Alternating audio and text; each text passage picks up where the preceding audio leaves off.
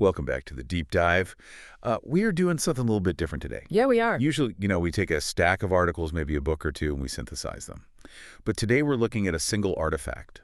It's a specific piece of media from the current landscape that I really think demands our attention. It's a fascinating piece of media, and honestly, it serves as just a perfect case study for a very specific type of modern rhetoric. Right. So this source is a video from a channel called Moscow Uncut. And the title is provocative right out of the gate. It's called Russophobia Is A Sickness. Which is a strong claim. Yeah. And before we even press play on the analysis, I think we need to set the ground rules for how we are going to look at this. Because if we just react to it emotionally, we lose. Okay, so let me set the scene for you, the listener. The video has really high production value. It's 2026. We've got a vlogger, an expat living in Russia, walking through the streets of Moscow. He's at Novokneska and Chisty Prudy. It's winter. There's snow falling. The architecture looks stunning. People are walking around with coffee. It genuinely looks like a travel vlog. Visually, yes, it does. But the audio track is telling a very different story. Exactly, because as he walks through these beautiful scenes, he's making this very specific, very aggressive argument. Yeah. He's saying that Western criticism of Russia isn't just political, and it isn't just wrong. He claims it is a mental illness. He literally calls it a sickness. Right. And that is why today I want to step out of the role of just a commentator or a media critic. I want us to step into the role of an auditor. An auditor, like for taxes. Ideally, yes. Yeah. Think of a forensic financial audit. Imagine you are reviewing a company's annual report. The CEO has written this beautiful, glossy letter to the shareholders. Sure. He's listing all the assets, the nice furniture in the lobby, the marble floors, the happy employees. But as the auditor, your job isn't to look at the furniture and say, wow, that's nice. Your job is to look at the balance sheet and notice that the entire liabilities section has been deleted. Okay, I see. So we aren't judging the video on whether the cinematography is pretty. We are looking for the missing numbers. We are looking for the material omission. The objective today isn't to get angry at the vlogger. It isn't to insult him. It is to perform a forensic audit of his logic.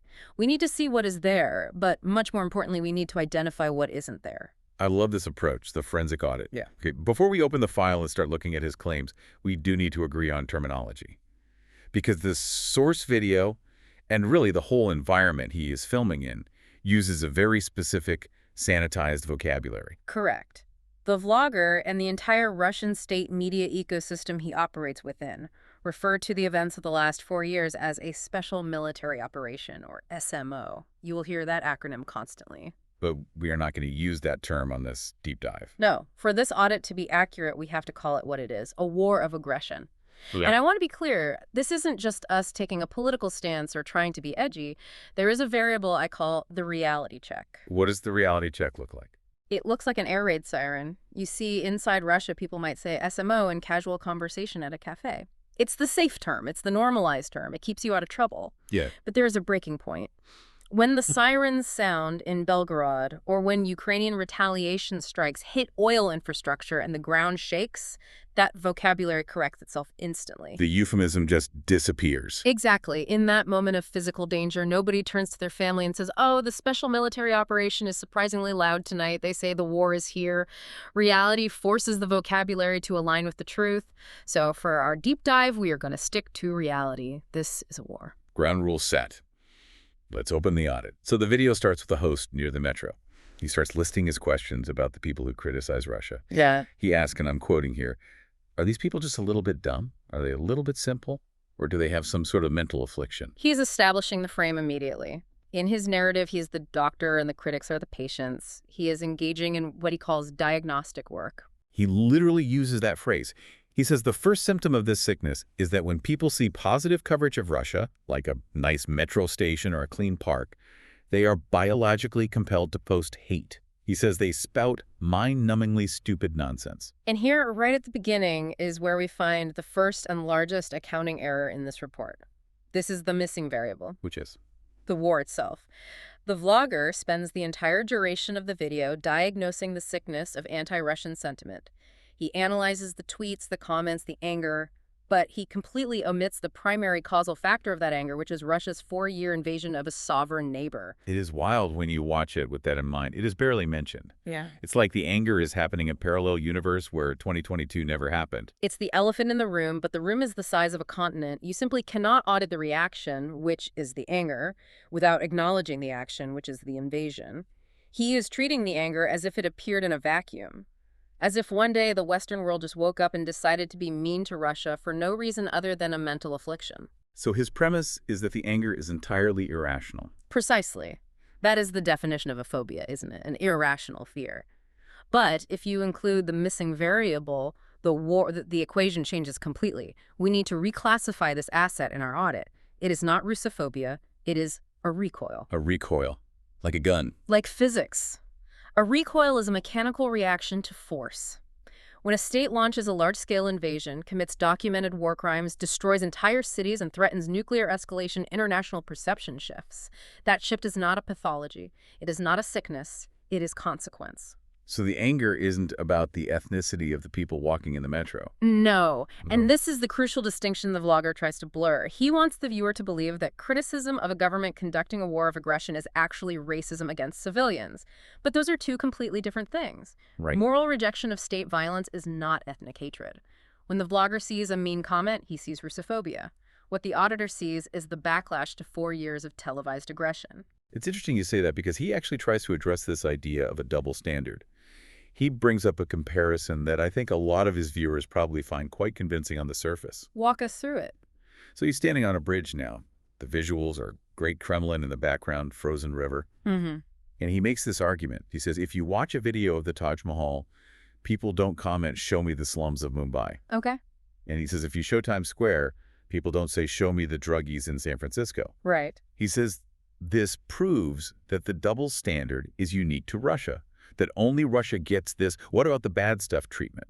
He's essentially asking, why can't I just enjoy the nice metro station without someone bringing up politics? This is a classic logical fallacy known as false equivalence. We have to audit this comparison very carefully because, as you said, on the surface, it sounds reasonable. Hey, every country has problems. Why focus on ours? Exactly. Why is it different? Here's why the audit fails.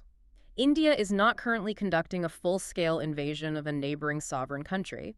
The United States, for all its flaws and domestic issues, is not actively destroying Ukrainian cities. Russia is waging a war. So the context of the now matters. Context is everything in an audit. Therefore, the reactions are not symmetrical because the actions are not symmetrical. If the United States were currently invading Canada, bombing Toronto, and a vlogger posted a video saying, hey guys, look how great the coffee is in Washington, D.C., the comment section would not be about coffee. No, it would be filled with people screaming about the war. Exactly. When a country is waging a war of aggression, lifestyle content, nice cafes, clean metros, snowy parks is viewed by the world differently. It's not just a travel vlog anymore. It is viewed as an attempt to normalize the aggressor. Right. The viewer's anger isn't about the metro mosaic. It's about the context the vlogger is ignoring. They are angry because he is showing them a clean, peaceful living room while the house next door is burning down because of the people in that living room. That is a very powerful image. And he actually does a whole skit about this refusal to see the good. He calls it the real Russia trance.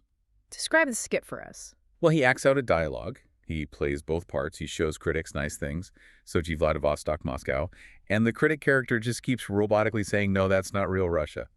He jokes that the only thing critics will accept as real Russia is a wooden shack with a horse and cart and 89% of Russians not having plumbing. He's using humor to deflect, but let's look at the function of the term Russophobia here. This is a manufactured term in its modern political usage. It was amplified by the Kremlin specifically to delegitimize criticism. How does that work rhetorically? It collapses moral opposition into irrational hatred. If you say, I oppose the bombing of Kyiv, and the response is you just have Russophobia, what has happened to the conversation? It's moved from actions to feelings. Exactly. It moves from what the state is doing to what is wrong with you for hating us. It replaces accountability with victimhood, state this plainly calling condemnation of war. Russophobia is a reframing tactic. It's totally shifting the focus. Yes. The real Russia skit is funny, but it's a straw man. Most critics know Russia has modern cities. Their point isn't that Moscow isn't nice. Their point is that the wealth of Moscow is being used to fund a war.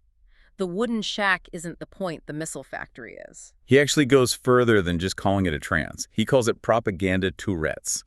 He claims that critics see everything. Netflix shows the Olympics, random walks in the park, and just scream propaganda. And here comes a really vital part of the audit. This is what I call the scam analogy. The scam analogy. How does that fit in? Think about how a financial cult leader or a romance scammer operates. What is the very first thing they have to do to keep their victim loyal? Isolate them. Isolate them from external information. They have to redefine all external criticism as hostility. If your friends tell you, hey, this guy's stealing your money, the scammer tells you your friends are just jealous. They're haters. They don't want you to be happy. They teach the victim to distrust any negative input. It's an emotional loyalty loop.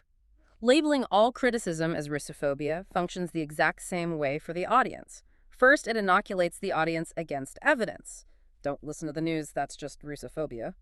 Second, it reframes moral outrage as mental illness. They aren't mad about the war, they are just sick. And third, it protects the narrative from scrutiny. The vlogger paints a picture where the Russophobe is sitting in a dark room, miserable, addicted to hating, while the pro-Russian creators are happy and successful. That is the loyalty loop closing. Stay with us, we are the happy ones. The outside world is sick and miserable. It is a very clinical, psychological defense mechanism for a population that is being isolated from the world. No, to be completely fair to the vlogger, he does bring up some pretty nasty stuff. He talks about the comments he gets. He reads comments calling Russians orcs and savages. He claims this is dehumanization and anti-Russian racism. And as an auditor, we have to be precise here. We can agree with him on one point. Dehumanizing language toward Russians exists, and it is wrong. Slurs should be rejected completely. Okay, so he has a valid point there. He has a point about the specific vocabulary, but we have to make a correction on the source of that anger. He claims it's racism. He claims it's because people just hate Russians for being Russian. But again, the missing variable. The war. Condemnation of war crimes is not dehumanization. Refusal to normalize an invasion is not hatred. The anger exists because of the violence, not the ethnicity. So the backlash is tied to the actions on the ground. Completely. If you remove the violence, if you remove the war, the hostility he is experiencing changes entirely. It is contingent on the aggression. He ends the video on a very personal note. And I think this is where the emotional weight of his argument really sits. He mentions he is married to a Russian woman. He says his children will be Russian. Right. And he says it saddens him to think that his kids will grow up in a world with such hatred and vitriol towards them over something they can't control. That is a very human fear. Any parent can relate to that. He is worried about his children's future. He's looking at this future liability, essentially. Yes. But as the auditor, I have to look at where that liability actually comes from. He thinks the liability is the YouTube comment section. He thinks the threat to his children is Western hatred. And you disagree? Fundamentally. I would respond calmly to his concern and say the greatest threat to his children's future and to all Russian children's futures is not Western comments. It is the decision of the Russian state to wage a war of aggression. Because actions have long-term consequences. War generates backlash. Backlash generates reputational damage. Reputation follows action. By blaming the Russophobes, he is blaming the mirror for the reflection. He is worried his children will be pariahs. But who made them pariahs? Was it the people pointing at the smoke, or was it the people who started the fire? The Russian state has spent 4 years dismantling the international standing of the nation. The vitriol he fears is a direct result of the policies he refuses to name. It really does come back to that missing variable every single time. You try to solve the equation without it, and you just get errors. You get a diagnosis of a sickness that doesn't exist. So let's wrap this up. If we summarize our audit findings of this video, Russophobia is a sickness. What is the final verdict? We return to the core line. It is not Russophobia. It is recoil. When missiles cross borders, language changes. When cities are bombed, perception changes. When aggression continues for 4 years, trust collapses. The auditor's bottom line. Exactly. If you want the recoil to stop, you must address the force that caused it. There is no need for insults or shouting, just a firm look at the unresolved liability, which is the war. And until that liability is cleared, the audit will never balance. That is a wrap on this deep dive. As always, when you're scrolling through your feed and you see these narratives, ask yourself, what is the missing variable? What aren't they showing you? Before we go, consider this. If an entire nation's defense against criticism relies on diagnosing the rest of the world with a mental illness, What happens when the domestic audience eventually demands a second opinion? Thanks for listening. We'll see you on the next one.